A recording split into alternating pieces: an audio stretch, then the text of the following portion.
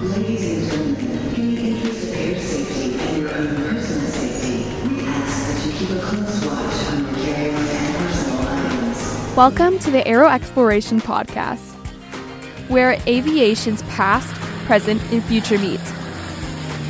We explore the stories that build aviation history, take you inside the industry today, and uncover the career paths and innovations keeping the industry in motion. We go behind the scenes, into the cockpit, and onto the ramp, meeting the people and discovering the places that define aviation. If it's part of the flying world, you'll find it here. This is Aero Exploration. Welcome everyone to the Aero Exploration Podcast. My name is Jim. I'm a flight instructor. I'm an aviation enthusiast, and I just love sharing aviation with anyone who will listen. So, on this episode, we've got one of the greatest events in aviation coming up in just a few days. That's right, AirVenture 2026. And I am super excited to get out there. I am leaving tomorrow to begin my trek to Oshkosh to take in all that is AirVenture. I'm so pumped. So with that, in the spirit of AirVenture, this episode is going to not just be dedicated to AirVenture. It's going to be a little bit of what I'm going to refer to as AirVenture 101.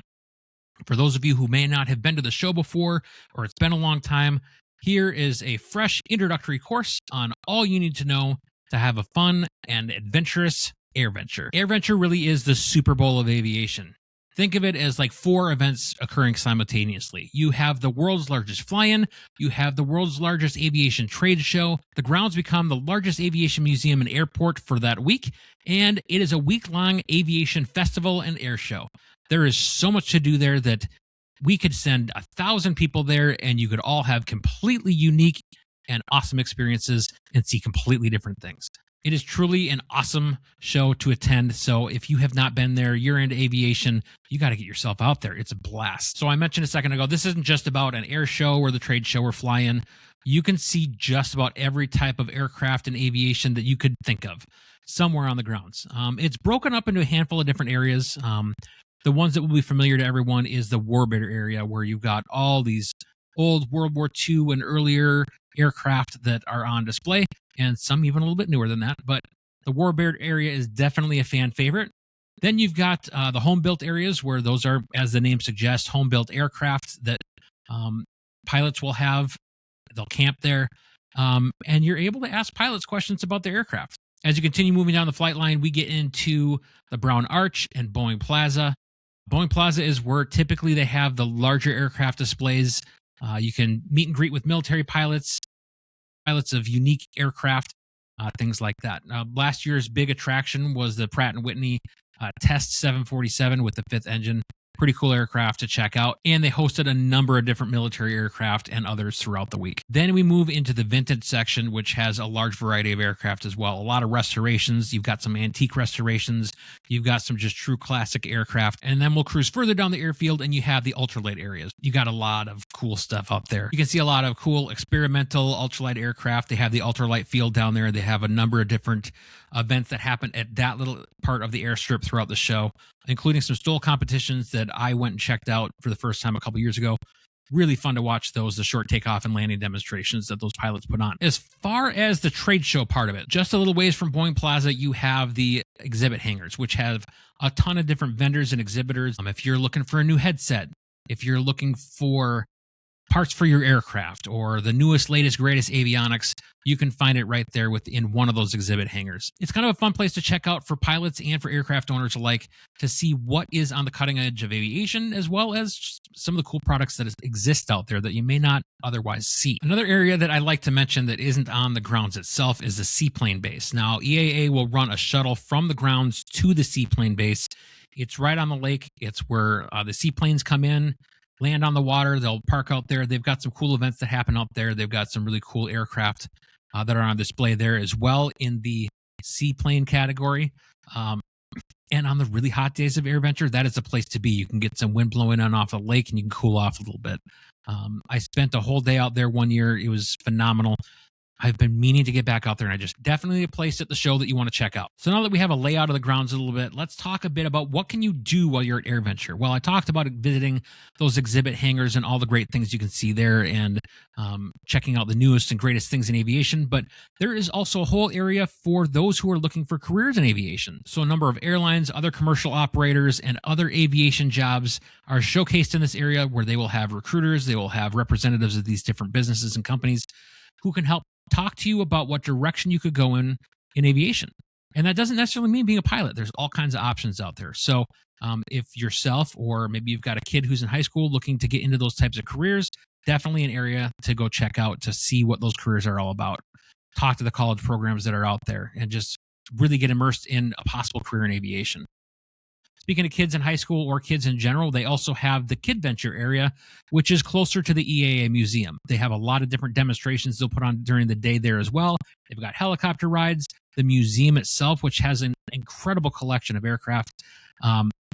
So that is a place that if you've got little kiddos, take them out there. They can experience some of the home-built tools of the trade, so to speak, as they work through different scenarios and stations there. Pretty good time for the kids. So say that you want to learn more about aviation, whether it's something that you're interested in as far as like mountain flying, or maybe flying in camping places, or what is it like to fly as a GA pilot into a Class Bravo airport, and the list goes on and on. There are tons of forums that happen throughout the week of AirVenture, at the forum stages at AirVenture, as well as a couple other places like Theater in the Woods. That's a cool place to check out as well. So if you want to set up an itinerary beyond just looking at aircraft at Boeing Plaza, the forum stages is definitely a place to go check out. I suggest going just right onto the EAA AirVenture website. There is the ability to check out the forums, what's on the agenda each day, and plot out your path, or as some might say, choose your own AirVenture. Yes, that is super cheesy, but I'm keeping it in. And this is one of those unique things where you can go in so many different directions, especially even just the forum stages. You could have 5, 6, 10 different forums going on at a time at these various stages, all covering a wide variety of topics, all pretty well attended from what I've seen. So something to consider if you want to learn something new and cool about aviation, or maybe refresh on something you already do know. Okay, so let's talk about one of the main events that is AirVenture, and that is the daily air shows. That's right, daily air shows through the duration of AirVenture. These air shows start early each afternoon, and they are a sight to see. You can see all sorts of different aircraft. You see warbirds. There's a lot of military demonstrations that take place. My favorite in the last few years has been the F-22. Just watching what that thing can do is just, it feels like things that aircraft shouldn't be able to do, but I love watching it every single time. They typically will have some GA demonstrations. They have some typically skydivers who start off the show in one way, shape, or form. Some vintage aircraft that may be on display, and each day has a little bit of a different theme. So I recommend going to EAA's website for AirVenture, checking out the schedule each day for the air shows to see what they have in store for you. And the aerobatics, I almost forgot about aerobatics. There are so many aerobatic demonstrations by different pilots that are just really talented in this field and well-known names. Another fun fact that came to me a few years ago that I wasn't aware of is all those pilots are there as volunteers. Granted, it is invite only, but they're volunteering their time and their resources to be there, be part of the show, and to put on an act for all of us. So a big thanks to all of those volunteering pilots who come out and participate in the shows every day. Speaking of air shows, my personal favorite part of AirVenture is the night air shows. The traffic leaving the grounds is not my favorite part, but we'll talk about that in a minute. The night air shows are absolutely incredible. It starts at dusk. There's a number of demonstrations. You're going to see, again, you're going to see some aerobatic teams. You're going to see some military aircraft doing demonstrations. But the big thing you see every year is the incredible combination of fireworks and drones and airplanes in the same space, and fireworks shooting off of the aircraft. EAA probably doesn't want their insurance to know about that. At least that's the running joke that I've heard from a couple of guys there. But it is incredible. Probably the best fireworks display I have ever seen, hands down. And every year it's just keeps getting better and better with the drone demonstrations. The things that they can do with those things is absolutely incredible. I do know the first time I went to a drone show, I was like, drones, this is going to be lame. It is so not lame. It is amazing to see what they can put together for different shapes and different animations even in the sky. It's so cool. check out the Night Airshow. The one other thing I'll mention about the Night Airshow is this is going to get its own little things to bring section to keep in mind for the night show. There's some essentials that you want to bring along, including a flashlight so that you're not tripping over people's tie downs or aircraft or people on the ground as you're maneuvering that area where people are watching the air show at. Some people suggest a light jacket. It's going to be fairly warm during the days, but it can cool off a little bit in the night. Just watch the forecast before you go out there, and you should be fine. Bug spray is a must. There are going to be some bugs out there nipping at you if you don't have some bug spray on, even probably if you do have some bug spray. So just something to keep in mind. I don't think it was terrible last year, but other years there's been more bugs. So we'll just see what this year has in store for us for our biting flying friends. You're going to want to bring a lawn chair of some sort, or at least something to sit on the ground. I brought a blanket a couple years last year. I think I had a lawn chair I borrowed from somebody, but something to sit on to be comfortable during the night show. The other thing is you don't have to crowd right around show center. You can spread out across the flight line because the wonderful thing about an air show is it's in the air above you. You don't have to necessarily like you're looking at a stage at a concert in front of you, and you got to be right in show center or you're not going to get the greatest views. Everything is right up in the sky above you. You can see all sorts of amazing feats even further down the flight line than just show center. And I mentioned this a few minutes ago, but bring your patience when you're leaving. It is a really, really big attraction, the night shows. I know that last year in the parking lot, I sat in the lot and I edited an entire episode to publish out for the podcast while I was sitting in the parking lot waiting for our turn to leave. Essentially, what we did is I opened the car doors up, let the air in. It was nice and cool at that point that last year. Played some music in the car and just edited. I knew I wasn't going anywhere. It was well over an hour, I think, before we even moved. So just something to bear in mind. I believe I heard, don't quote me on this, but there's some who speculate they're only letting out like one parking lot at a time. So it's going to be a bit. So just be patient with those around you. And if you're in the way, way deep parts of those parking lots further from the entrances, just sit tight. It's going to be a bit.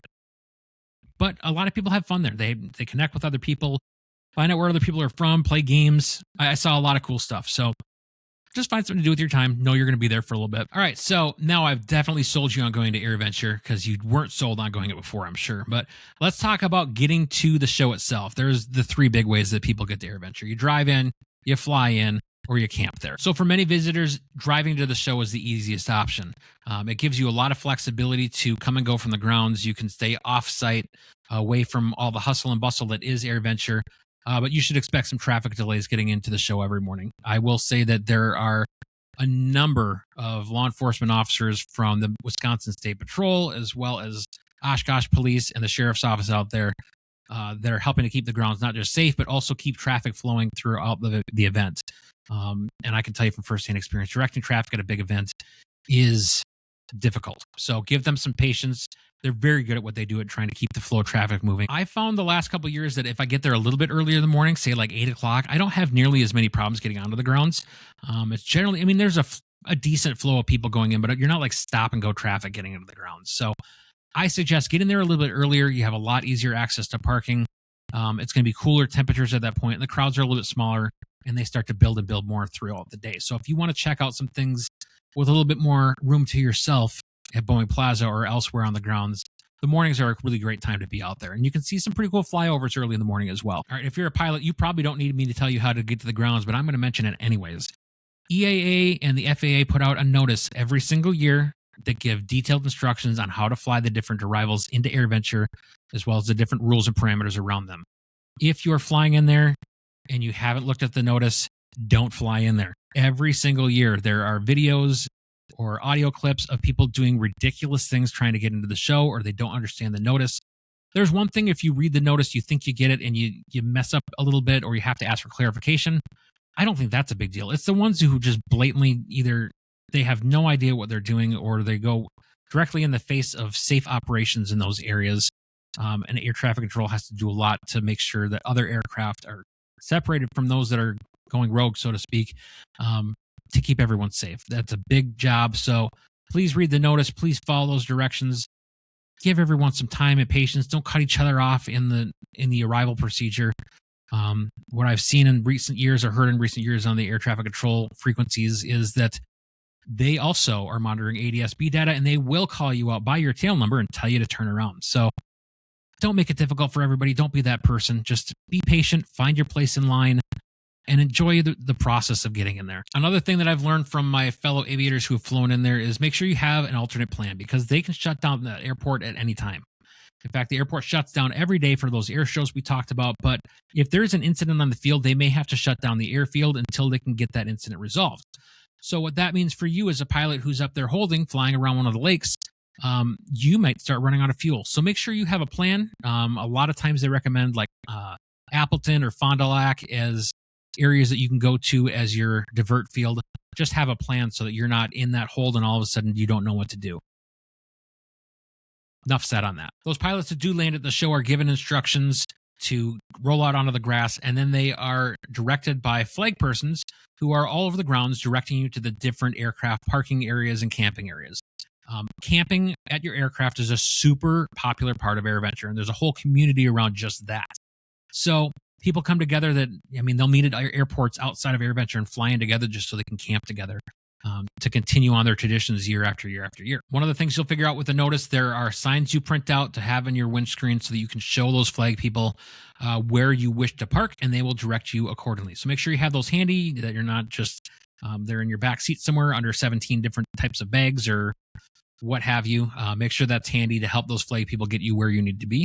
And then off to parking you'll go to set up camp. Now, this experience I'm going to be able to talk a lot more about next year, but that is camping at Camp Scholler. This is an incredible camping experience from what I'm told. There's thousands of people camping there, and it's like a big aviation-centric neighborhood. You're going to see RVs, you're going to see tents, all kinds of different camping situations, and a lot of camaraderie is built out there as well. So something to keep in mind, all the sites out there for the most part are first come, first serve. Now, you may be able to register a site and have a friend tape that off, but you're paying from the time that you get that site until the end of the show. So if you want your friend to tape off a site for you 2 weeks in advance, that's yours to pay for 2 weeks before the show. For some people, that's worth it to have the same spot every year. I'm going to just go in a handful of days early to the show to get set up to make sure I get a decent spot. Some of the amenities that are out there, it's pretty bare bones as far as what's out there for amenities for people that are camping in Scholler. They do have shower facilities. They're pretty basic, but they do exist. They have the Red One stores. They also have these in the aircraft parking areas as well. But the Red One stores are basically your convenience store to get some items to get you through the time at Camp Scholler. They've got restroom facilities. They have a lot of the portable toilet situations out there as well. And from what I hear from everybody year after year is they actually do a really good job of keeping those pretty clean throughout the show. Imagine being out at that campgrounds for a week of poor maintenance to those things. It's going to get pretty rough pretty quick. But again, everything I hear, they do a tremendous job of keeping those facilities clean and ready for use. Another little catch with the Camp Scholler experience is you do have to book at least 3 nights there. When you check in, you're going to pay from the time that you check in all the way until the end of the show. However, say that you leave 4 days before the end of the show itself, you do get refunded the rest of that. But in the event you do choose to stay the whole time, that site's yours. Another distinction here is at least one person on each campsite does have to be an EAA member to be able to camp in Camp Scholler. So some of the things that have been mentioned to me that I'll try out this year and come back and report to all you on is, obviously I'm getting there a couple days early. That was also a suggestion. Rather than trying to beat the crowds on the weekend before the show, I'm going to get there on Thursday, probably early evening to get set up with camp. Hopefully that gives me a better opportunity to get myself situated and get a decent spot with a group of friends. But from there, it's a matter of setting up your camp to be a comfortable space for the duration of the time that you'll be there. And that includes a little bit of ensuring you have enough space. Depending on the time of the show or what's going on, there's a lot of people that spend a lot of time at the campground. So make sure your space is comfortable. Make sure you have enough of it.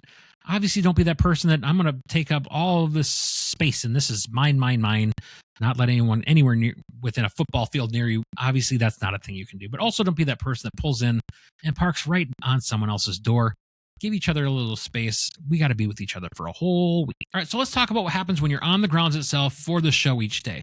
A thing you're going to need to consider are what provisions do you need for yourself to get through the day.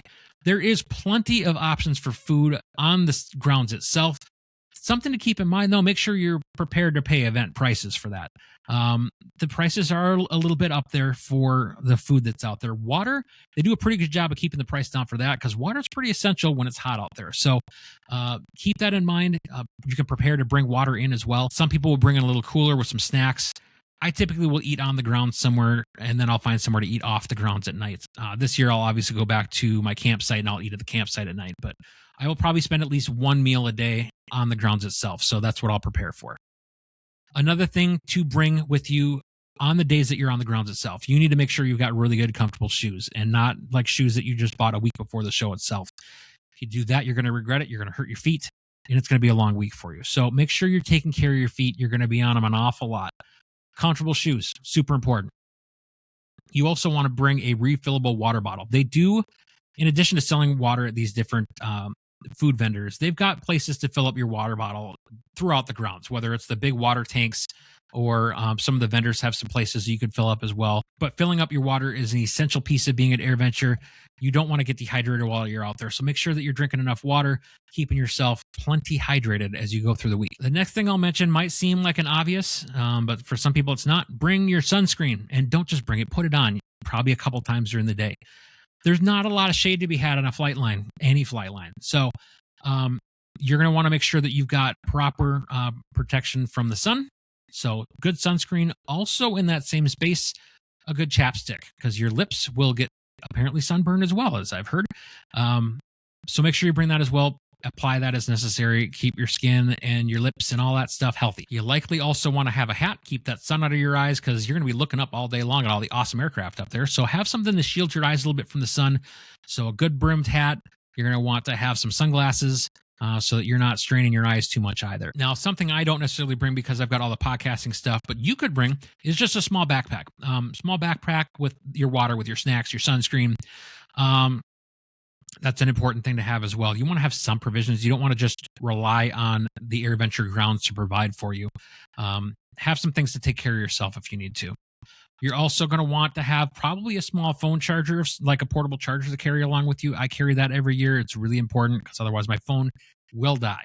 Problem that people have out there is because there are so many people on the grounds at a time, the cell phone service can be a bit tough at times, which means your phone is sometimes searching for the best signal, which will draw down your battery. So bring a battery pack of some sort to keep your phone charged up so that you're not finding yourself at the end of the day without a phone that's charged or the ability to contact your friends to connect to go home. That is a thing that happens. None of this is meant to be scary. This is all just to make sure that you're prepared when you go out to the grounds to have the best experience possible. And the last thing you should bring, in addition to your phone, is if you've got a good camera, you should bring it, because there are so many things to take pictures of. You will regret it if you don't. I have a DSLR camera that sometimes I've left back, and typically at some point through the day, I will immediately regret not having that camera with me to take a better photograph than what's just on my phone. Say that I want to zoom in a little bit more with the lens. That is a thing. So if you got a small camera, bring that with. Otherwise, obviously your cell phones, these phones have great cameras today too. If I haven't mentioned it yet, I'm going to now. Make sure you also bring some sort of rain gear. Every year at AirVenture, there is bound to be a day or two where they're going to get some rain. So just bring something that you know will keep you dry. Or if you're going to be there for a day that you know it's going to rain, maybe even bring a spare shirt to throw in your small bag so that if you do get drenched, you can at least change into a dry shirt at some point. All right, my camping and week-long friends, here's the things that we need to keep in mind. In addition to just the things I mentioned for a day trip, there's a whole laundry list of stuff that you want to bring with. You need to make sure you've got extra batteries for all your different devices. I kind of talked about that a bit with your phones, but if you're carrying a portable little radio to listen to ATC, make sure you've got extra batteries for that, extra batteries for your camera. Memory cards. This was a huge thing for me last year. I kind of took this for granted. I thought my memory cards would have enough space for the things that I wanted to do, and boy, was I wrong.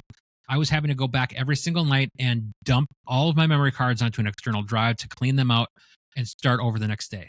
And I'll be honest with you, there is one camera where I lost an entire day's worth of content because in the shuffle of that, somehow I didn't get the files transferred over. Fortunately, I was using multiple cameras for the different things I was doing. Obviously, I'm creating content, so I'm not just relying on one camera. But there's some good content I think I probably lost out of that I just have to put in what I feel might be a little bit of a lesser angle of the same thing. So again, memory cards, if you're working in that kind of condition, just make sure you've got adequate memory cards or space or a way to download them onto an external drive so that you can keep using them throughout the show. Now, if you're camping, in addition to your comfortable walking around shoes at the grounds, you probably want to have some campground shoes as well. The term sloshgosh comes up every couple of years where the campgrounds turns into a giant mud pit. So make sure you have planned accordingly. For me, it'll be a pair of knockoff Crocs that I'll wear around the grounds because I don't mind getting those all full of mud and rinsing them off. Not a big deal. Where my regular shoes, that would be a bigger deal. So extra shoes, shower shoes if you're using the shower facilities. You're also going to want to make sure you got towels, or cooling towels is another big thing that people will bring. Keep yourself a little bit cool throughout the day. Wrap that around your neck, put it on top of your head, a little damp, and cool yourself off. We already talked about bug spray. You also probably want a headlamp if you're camping, in addition to just a flashlight, so that if you're walking around at night outside of your campsite, or if you have to use the facilities, you got a way to see where you're going and not trip over all this stuff that's out there. You really also need to bring a small first aid kit in your camper as well, or in your tent, to make sure that if you do cut yourself or something happens, you've got a way to take care of yourself a little bit. There are medical personnel on the grounds, and there is security and the sheriff's office out there as well, but you should be prepared to be somewhat self-sufficient for these smaller types of things. All right, here are some specific AirVenture don'ts, or the big mistakes that people make their first time at AirVenture. First things first, do not try to see everything in one day. You will fail miserably. I can tell you from experience. I tried to do it one year where we got there in the morning, tried to see as much as we could, and then we hit the road that night to drive back home.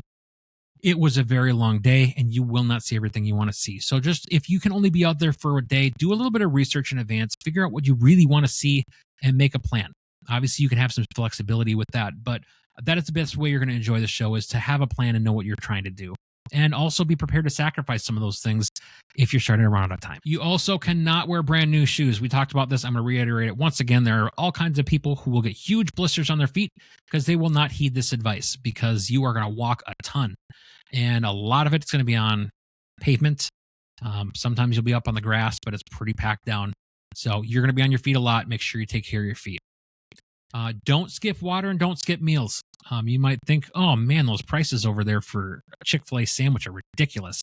You need to make sure you're fueling yourself as well. Otherwise, you are going to have a bad time as the heat starts to get to you, or just walking around all day long. You need to keep fueling yourself to make sure that you're able to keep up that pace physically. Don't forget to check out the forum stages. I mentioned this earlier, but if you're looking for some things that are interesting in aviation, something you want to learn about, there's probably a forum for you. So again, do that research in advance. Go onto the EAA websites and find out what forums might be interesting to you and try to work it into your schedule. I also wouldn't recommend waiting until the afternoon to check out that cool aircraft that's going to be on Boeing Plaza, or that demonstration or exhibit that's somewhere on the grounds. If it's going to be a major draw, you probably want to hit it in the morning. The crowds really start to fill in the afternoon as they start to get ready for the air show. So if you want that, like I said, a little bit more space, a little bit more ability to get up close and personal with some of those incredible aircraft, try to do those things in the morning, and maybe or watch the air show. Speaking of the air show, one piece of advice I've heard is maybe don't leave right at the end of the air show. Maybe hang out a little bit, check out some things on Boeing Plaza, or just walk around the grounds a little bit before you try to make it to the public parking lots to leave. You're going to have the biggest grouping of people trying to leave right as the show ends. So even if you wait like a half hour, 45 minutes, and just wander around a little bit, it is a lot easier to get out of the lots from what I've experienced. Don't forget to check out the calendar and the schedule for each day. They put that all over their social media and on their website for what you can expect on the grounds. If you're not looking for it, you may not even know it's there. So just check out those events and those schedules and figure out your plan in the morning so you know how best to tackle the AirVenture experience. All right, my biggest piece of advice is kind of twofold. Don't keep your head down, and don't be afraid to talk to people. Keeping your head down or staring at a map or rushing to the next thing, you're going to miss something great that you could just stumble upon throughout the show. This happens every year to a lot of people, where they find a unique experience that they wouldn't have otherwise if they had their head buried in their phone or buried in a map. So take in everything that is AirVenture, and you may meet some incredible people and hear some cool stories, learn about some cool aircraft as you're just walking around the grounds. So while I mentioned having a plan, AirVenture also rewards your curiosity at times. So you see a pilot next to an aircraft you think is unique, ask the questions. They are likely going to tell you some stories. All right, this has been a quick down and dirty AirVenture 101. I could go on and on and on about all the cool and unique things you can see there, but it's best for you to go do some research and experience it for yourself. If you are going to be at AirVenture and you want to connect, we do have a formal meet and greet. That will be on Monday, the 20th. We'll be at the EAA Blue Barn, which is right across from the forum stages. Myself and the crew from the Fly Midwest podcast will be out there from 1 until 2 p.m. Following that, we will wander over to the forum stages to see the Aviation YouTuber meet and greet, which has become a yearly staple that we like to attend and check out our favorite YouTubers as well. And we inevitably run into some listeners there too. So please don't hesitate to reach out. If you're at the show, send us a message. I would love to connect with as many people who listen to the podcast or watch the YouTube channel as possible. All right, I think that's going to do it. I have got to pack because I have a lot to do before I head out to the show tomorrow. So thank you so much for joining me, and I will see you at Oshkosh.